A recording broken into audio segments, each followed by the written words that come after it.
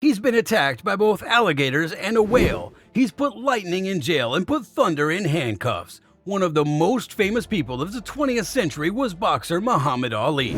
Ali has won 3 heavyweight titles. He fought bigots, boxers, governments, and Parkinson's disease, all while taunting his opponents with freestyle poetry. There are many strange facts and stories about the man who shook the world and called himself the greatest. Number 5. His trainer was a cheater. Most of the time, Muhammad Ali and cheater mean Sonny Liston. Liston was Ali's first important opponent. Some people think that Liston put something on his gloves before their first match, which made Ali temporarily lose his sight. Many people think that Liston threw their much-anticipated rematch because he was connected to the mob. Few people know that Ali's first fight against the English boxer Henry Cooper also ended because Cooper cheated. Ali's corner once more smelled bad. On June 8, 1963, in London's Wembley Stadium, the seats were full of people like Elizabeth Taylor, Richard Burton, and sports fans. Ali's night was terrible.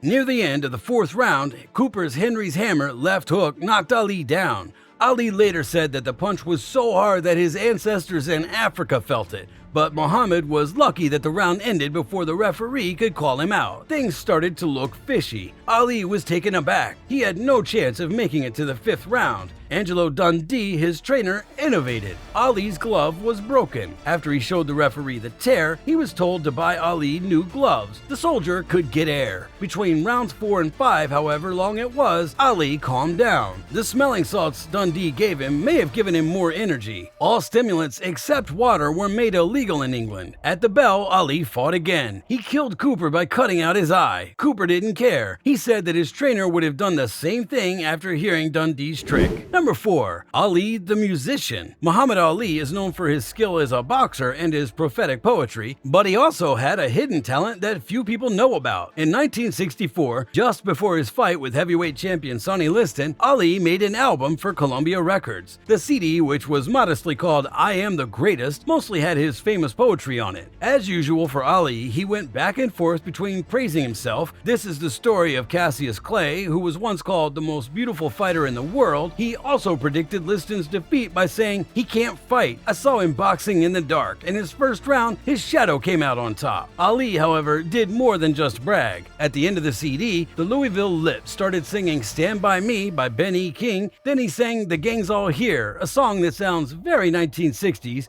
and in which he asks the cities of the world if they're on his side. Is London with me? Yeah. Will Paris come along? Yeah. The album was not put out. As soon as Ali became a Muslim and changed his name, Columbia Records stopped his singing career and took the CD off the shelves. But Ali's dreams of becoming a musician didn't die. Ali made Ali and His Gang vs. Mr. Tooth Decay in 1976. In it, he sings songs like Who Knocked the Crack in the Liberty Bell? To teach kids how to take care of their teeth. Ali is the answer, of course. This time, though, Ali had put some famous people on the side to help him. Frank Sinatra played an evil ice cream man who wanted to give kids cavities, and Howard Cosell sang the Fight Song, which told the story of Ali's epic fight with Mr. Tooth Decay from the ringside.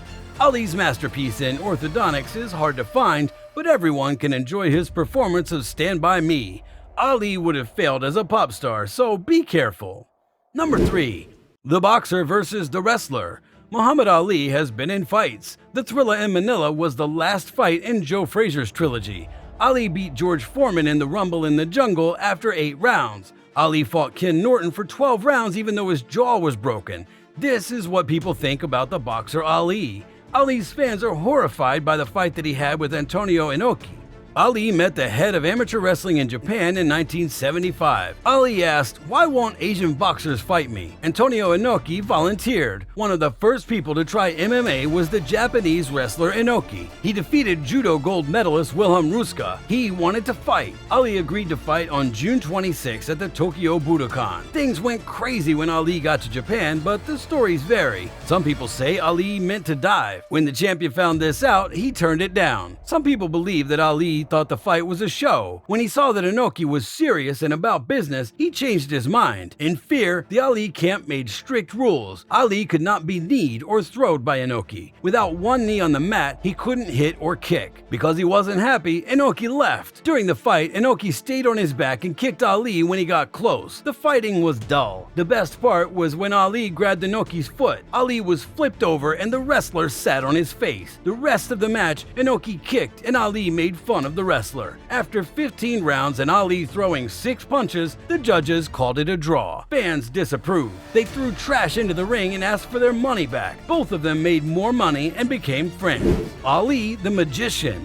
Ali could draw a crowd even when he wasn't dancing around his opponents in the ring. Just a scarf or a penny would have done. One of his favorite tricks was to make silk handkerchiefs vanish into thin air. He could also flip a key in his hand, put a coin back together after biting it in half with magic, and turn a scarf into a cane in the blink of an eye. His most well-known trick was that he could levitate. The champion would face away from the crowd, put his heels together, and levitate a few inches above the carpet. David Copperfield said that his trick was classic because it was so good. People didn't have to wait for long to find out about Ali's plans. Ali thought that lying was against Islam, so he always told people how his tricks worked. That scarf that goes away, he held it up with his fake thumb. Levitation? He was really standing on the tips of the toes of his left foot, which is pretty amazing on its own. Ali's tricks were used in the end to show how easy it is to trick people's senses. After that, he sometimes signed and passed out Islamic pamphlets. Number 1. He set Iraqi hostages free. In the early 1990s, the US military was ready to take Saddam Hussein out of Kuwait. Hussein then took many people hostage. The tyrant took 700 Americans and 2,000 other people hostage for shields. The talks about their release were stuck. Then came Muhammad Ali. Even though he was a world champion, he had a hard time. He stopped boxing after Trevor Berbick beat him badly in 1981. In 1984, Ali said that he had Parkinson's disease. 6 years later, the quick-thinking, fast-moving man was nowhere to be found. He shook and stuttered. When he heard about the people who were being held, he wanted to help. He was the most famous Muslim in the world, and in a Muslim republic, he might have had a lot of power. When Ali got to Baghdad, he went to Saddam's palace and talked to him for 50 minutes. Ali used his hands to talk because he had trouble with his voice. He told an interpreter, "I'm here to make peace. I'm not campaigning. I'm an American Muslim." Ali was able to persuade Hussein that letting the hostages go would help his reputation. This bargaining helped people all over the world. Antonio Inoki, who used to wrestle against Ali, will go to Iraq next month to free Japanese people being held there. The boxer spent a long time in Iraq waiting for Saddam to do what he said he would do. During his wait, he met people at shrines. Ali's medicine for being sick ran out, but he wouldn't leave until the other prisoners were set free. All 15 Americans that Hussein let go because of Muhammad Ali owed their lives to him. He is the best of all. Thank you so much for watching this video. Stay tuned for more.